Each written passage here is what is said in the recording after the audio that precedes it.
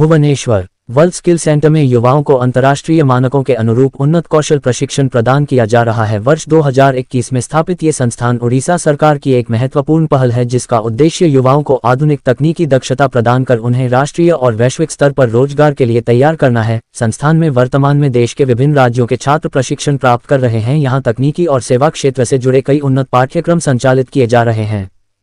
संस्थान के school of engineering के उपनिदेशक सुभाषीष दत्ता ने बताया कि उद्योगों की जरूरतों के अनुरूप मेकाट्रॉनिक्स, इलेक्ट्रिकल टेक्नोलॉजी, मैकेनिकल एवं इलेक्ट्रिकल सर्विसेज, प्रिसिजन इंजीनियरिंग तथा एयर कंडीशनिंग एवं रेफ्रिजरेशन जैसे पाठ्यक्रम संचालित किए जा रहे हैं। इसके साथ ही हॉस्पिटैलिटी और अन्य सेवा क्षेत्रों से जुड़े प्रशिक्षण कार्यक्रम भी उपलब्ध हैं। उन्होंने बताया कि इन पाठ्यक्रमों को इस प्रकार डिजाइन किया गया है कि छात्रों को आधुनिक प्रयोगशालाओं और उद्योग जैसी परिस्थितियों में व्यावहारिक प्रशिक्षण मिल सके। प्रशिक्षण के दौरान तकनीकी दक्षता के साथ साथ संचार कौशल, डिजिटल साक्षरता और व्यक्तित्व विकास पर भी विशेष ध्यान दिया जाता है, ताकि छात्र उद्योगों की मांग के अनुरूप तैयार हो सकें। उपनिदेशक के अनुसार इस संस्थान में अन्य राज्यों के छात्रों को भी प्रशिक्षण प्राप्त करने का अवसर दिया जा रहा है, जिससे यह एक राष्ट्रीय स्तर का कौशल प्रशिक्षण केंद्र बनकर उभर रहा है। यहाँ के प्रशिक्षण कार्यक्रमों को अंतर्राष्ट्रीय मानकों के अनुरूप तैयार किया गया है और कई वैश्विक संस्थानों के सहयोग से पाठ्यक्रम को उद्योग उन्मुख बनाया गया है। विशेषज्ञों का मानना है कि इस तरह के कौशल विकास केंद्र युवाओं को रोजगारोन्मुख प्रशिक्षण प्रदान कर उन्हें आत्मनिर्भर बनाने में महत्वपूर्ण भूमिका निभा रहे हैं। उत्तर प्रदेश सहित अन्य राज्यों के लिए भी यह मॉडल कौशल विकास के क्षेत्र में प्रेरणादायक माना जा रहा है।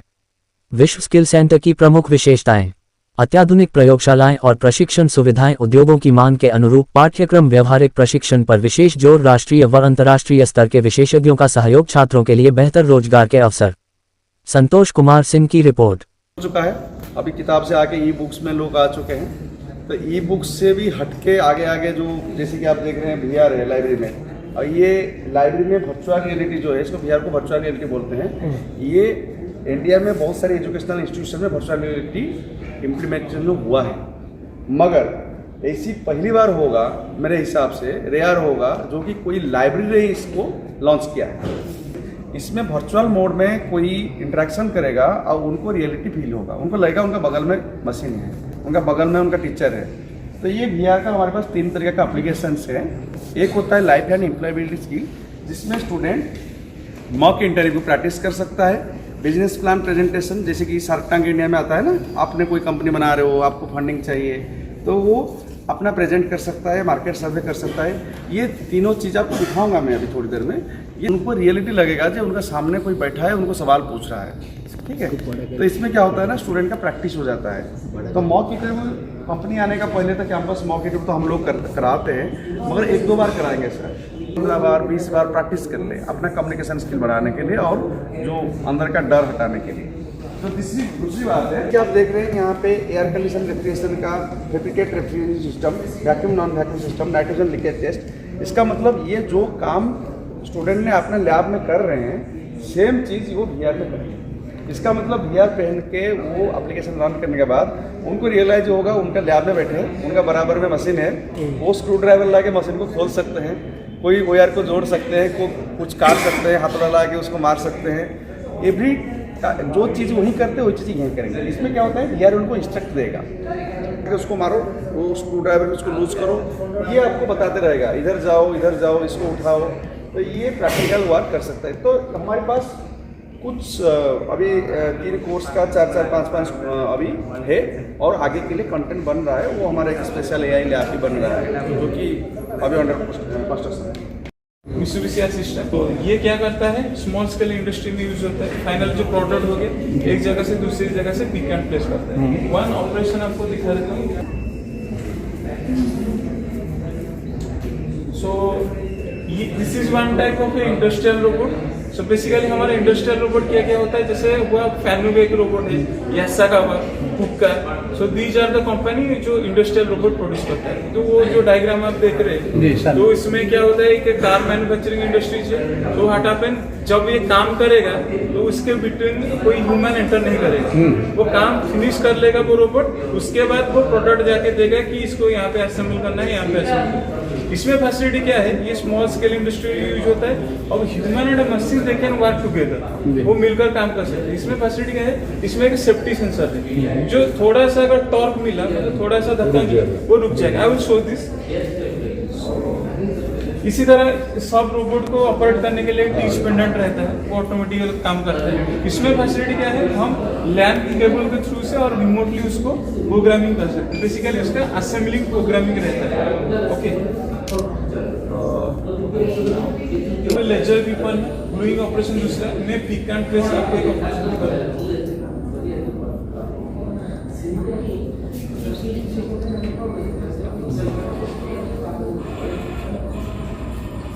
सो ऑटोमेटिकली इट हैज फैसिलिटी, उसका फैसिलिटी है वो ऑटोमेटिकली टूल चेंज कर सकता है। जो एडवांस मैन्युफैक्चरिंग रोबोट होता है वो इसी तरह ऑटोमेटिक टूल चेंज करते हैं, नहीं तो जो मैनुअल वो रहता है आपको टूल यहाँ से चेंज करना पड़ेगा। जो जो पार्ट है वो जो जॉब पीस करना है वो चेंज करना पड़ेगा। ये प्रोग्रामिंग बेस्ड है, so all are done by the programming. So इसी हिसाब से वो अभी जो ऑपरेशन में दे रहा हूँ उसी के हिसाब से वो चेंज कर रहा है। तो स्टेशन क्रैक किया, जो पहला ग्रिपर था रोबोट में वो था laser gripper, now it has picked the suction gripper. तो सक्शन ग्रिपर क्या करता है, वो डायरेक्ट जहाँ पे वो पीस है वह जाके वहाँ से। So facilities of implying the robot is that it can work 24 days, 365 days of the year without any taking a rest. So human क्या करता है, वो रेस्ट लेना पड़ता है, उसको ब्रेक लेना पड़ता है। So without any break it can do 24 hours of work.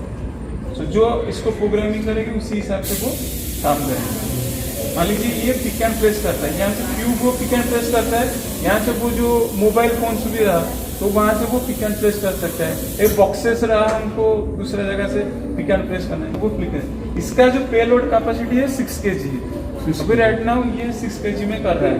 So world wide the robots are using 50 kg payload. उसके ज़्यादा इंप्रूवमेंट भी कर रहे हैं। Okay, now I am changing the other operation that I told that. Okay, stopping the robot, उसका head जो gluing operation रहता है, मतलब जो बाइक वगैरह का जो रेगुलर शेप इरेगुलर शेप जो ग्लू मतलब बोन चिपकाता है डिफरेंट पोजीशन में, अभी उसका ऑपरेशन में आपको दिखाता हूँ कैसे। ये अपने हिसाब से इंस्ट्रूमेंट वगैरह उठा ले रहा है। That is the facility in the advance robot. दूसरे रोबोट में ये आपको देखने नहीं मिलेगा, वो एक ही ऑपरेशन सिर्फ करेगा जो मैनुअली। इसमें ये अपने रिक्वायर्ड के हिसाब से उठा ले रहा है, ले ले रहा है। Yes, that is the advance robot concept, auto tool changer, जो कि ह्यूमंस वगैरह में देखना पड़ेगा उसको क्या है कौन सा है, चॉइस करना पड़ेगा। फर्स्ट चॉइस कर दिए अभी सेफ्टी टॉर्क सेंसर कैसे काम करता है इसके बाद में आपको दिखाऊंगा कि थोड़ा सा प्रेशर लेने से वो कैसे रुक जाएगा।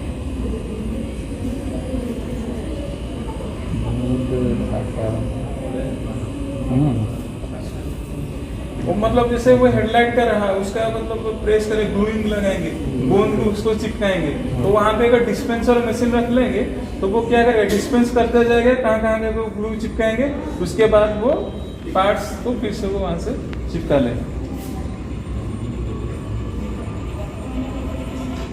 ओके, सो ये kit actually, so its cost is around 2 crores this machine. So when we install this actual machines which actually functioning or doing the iPhone industries, so its budget is high and its raw material is too much cost because we are importing the this. क्या करते हैं हम import करते हैं जो India में वो available नहीं है, फॉरेन से इंपोर्ट करते हैं, तो this is all about the cost. ये कैरियर पैलेट है, ये हमारा होता है जो फ्रंट कवर है, ठीक है। जो सेटअप यहीं पे देखते हैं original setup same to same, ये स्मॉल साइज स्केल का है, ओरिजिनल सेटअप उससे बड़ा है। जैसे फ्रंट कवर यहाँ पे देखते हैं तो ये क्या होता है, RFID बेस्ड है, मतलब काउंटिंग ऑपरेशन में यूज करते हैं, ऑटोमेटिकली काउंट करते हैं। इसमें क्या होता है, वो मॉड्यूल जो है उसके ऊपर से 1 by 1 क्रॉस करके फाइनली हुई आउटपुट उसको निकाल के देते हैं। सो इसका नंबरिंग है 1 2 3 4 6 अप टू, अगर इसी जो कन्वेयर बेल्ट है इसमें अगर 6 और 10 हम कैरियर पैलेट उसको ऊपर रखेंगे तो 10 मिनट्स में 10 फोम हमारा असेंबली होके आ जाएगा, जो है फुल्ली ऑटोमेटेड है। जैसे आप कन्वेयर सिस्टम में देखा होगा कि फूड प्रोडक्शन एरिया में कोका कोला कंपनी में कन्वेयर को एक रहता है, वो पैर मॉड्यूल रहता है, ऑटोमेटिकली डिस्पेंस करता है। Same like this way in mobile manufacturing operate करके दिखाता हूँ। तो इसमें सेटअप में थोड़ा पार्ट का सेटअप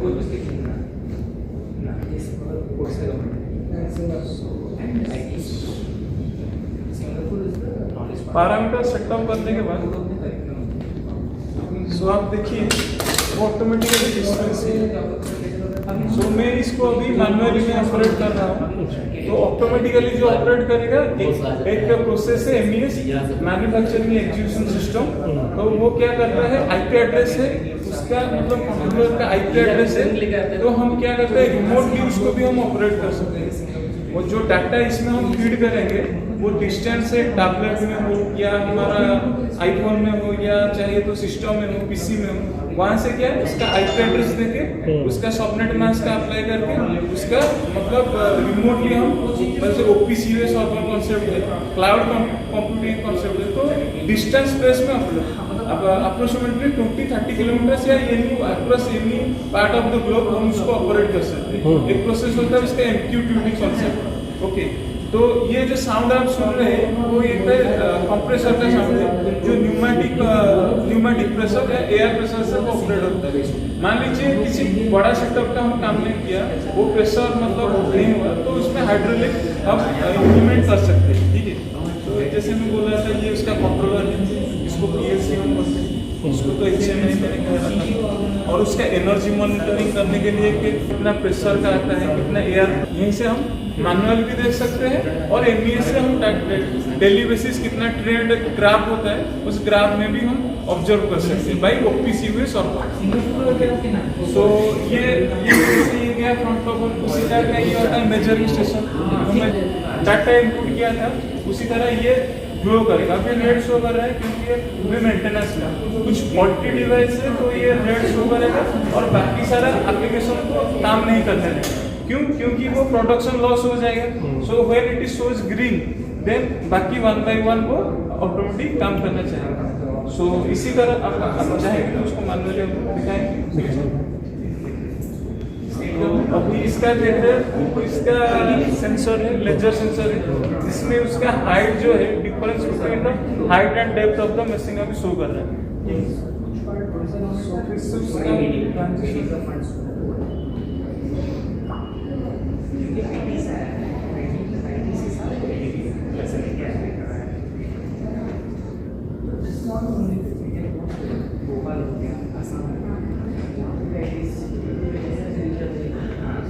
देख रहे हैं यहाँ पे शो नहीं कर रहा है ना, स्केलिंग वैल्यू बीच। सो एक कॉन्सेप्ट आता है प्रेडिक्टिव मेंटेनेंस, कि जब आपका मशीन खराब होगा वो पहले से ही आपको इंफॉर्मेशन दे देगा कि 2 महीने या 3 महीने या 5 महीने ऐसा लगा था उसका खराब होगा।